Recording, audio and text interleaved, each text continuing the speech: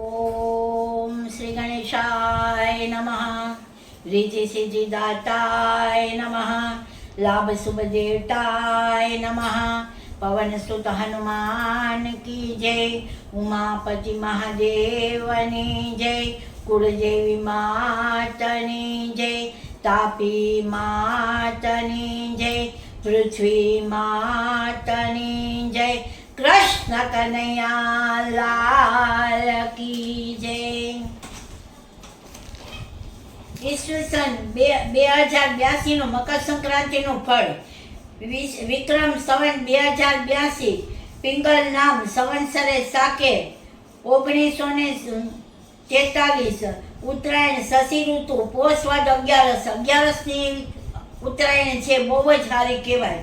અને બુધવાર 14/1/2026 રોજ સૂર્યનારાયણ મકર રાશિમાં 15 કલાક અને 8 મિનિટે પ્રવેશે છે.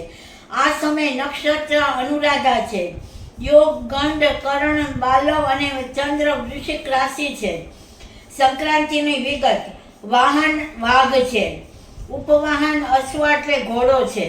વસ્ત્ર પીળું પહેરેલા છે. તિલક કેસરનું કરેલું છે અને જાતિ સર્પ અને નાગના રૂપમાં માતાજી છે. વાર નામ મહોદરી છે. નક્ષત્ર નામ મંદાકિની છે. પુષ્પ જુઈનું છે. વય કુમારી એટલે 20 થી 25 વર્ષના છે. ભક્ષણ દૂધપાક ખાતા આવે છે. આભૂષણ મોતીનો હાર પહેરેલો છે.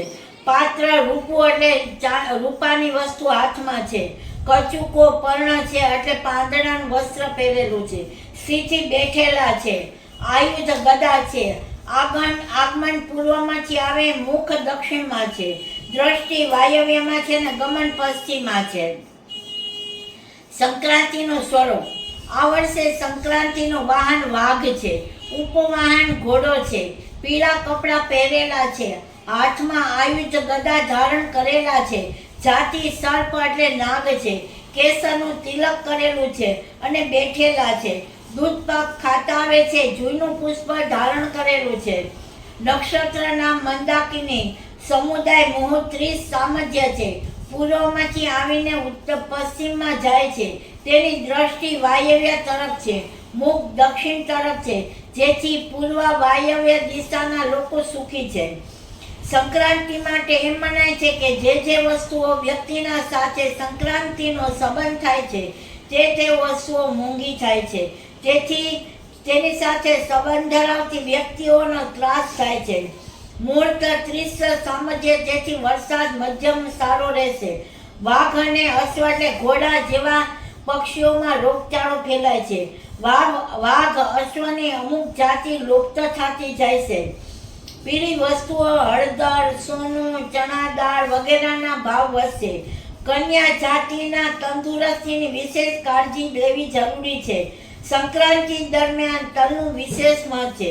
તલ ખાવા, તલનું અભ્યંગન કરવાનું, તલનું હોમ કરવાનું, તલનું દાન દેવાનું, તલવાળું પાણી પીવાનું, તલ મિશ્રિત જળથી સ્નાન કરવાનું. સંક્રાંતિ પુણ્યકાળ દરમિયાન નવા વાસણ, ગાયોને ચારો, નવા વસ્ત્ર, તલ વગેરેનું દાન કરવાનું. સૂર્યનારાયણ ભગવાનને જળ, દૂધ, તલ, અન્નનો અભિષેક કરવાનો અને પિતૃ તર્પણ કરી શિવ પૂજન કરવાનું. સંક્રાંતિ પુણ્યકાળ 14/1 બુધવારના સવારે 15 કલાકથી 18 કલાક સુધી છે. સંક્રાંતિ 12 માસ રાશિઓ નીચે મુજબનું ફળ દાન આપવાનું છે.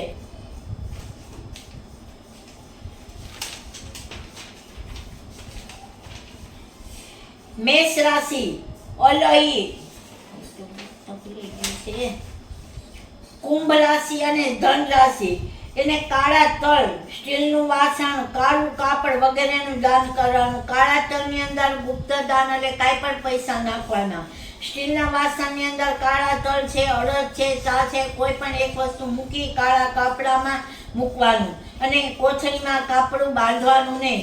કોથળીમાં મૂકી અને દાદાને અર્પણ કરવાનું. શંકર ભગવાનને ત્યાં મંદિરે મૂકવાનું. આ કાળું દાન કોઈ લે નહીં.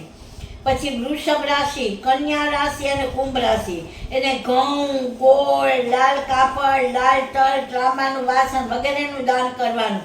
કોઈ પણ એક વસ્તુ આપવાની.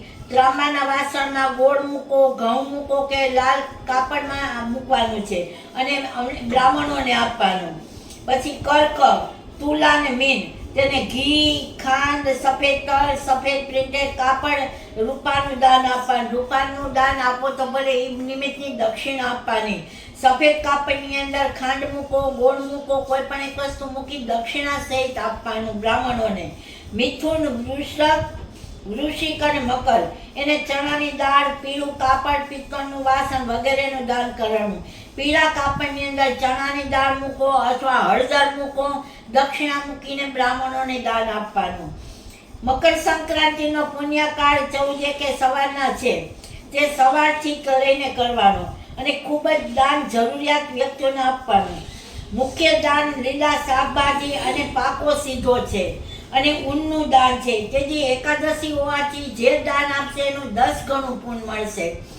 આ દાન ખૂબ મહત્વ છે. તેથી ષષ્ઠતિલા એકાદશી છે, કારણ કે તે દિવસે તલનું દાનનું મહત્વ બહુ છે.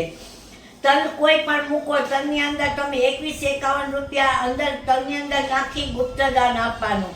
અને પાકો સીધો ઘઉં, ચણા, ઘઉં, દાળ, ચોખા, ઘી, તેલ, રાઈ, જીરું, મીઠું, હળદર, ચટણી, બધું, ચા, ખાંડ, આખો પાકો સીધો તે દિવસે આપો, એનું અનેક ગણું પુણ્ય છે. અને બટેટાનું દાન નથી આપવાનું તે દિવસે. લીલું શાકભાજી, કોઈ પણ લીલું એક શાકભાજીનું દાન કરવાનું છે. આ દાન કરવાથી અનેક ગણું પુણ્ય મળે, કારણ કે તે દિવસે એકાદશી, પોષ વદ એકાદશી છે. ખૂબ જ પુણ્ય આપવા વાળું છે, કારણ કે અત્યારે કળીકાળમાં જે દાન પુણ્ય કરો એનું અનેક ગણું પુણ્ય મળે છે.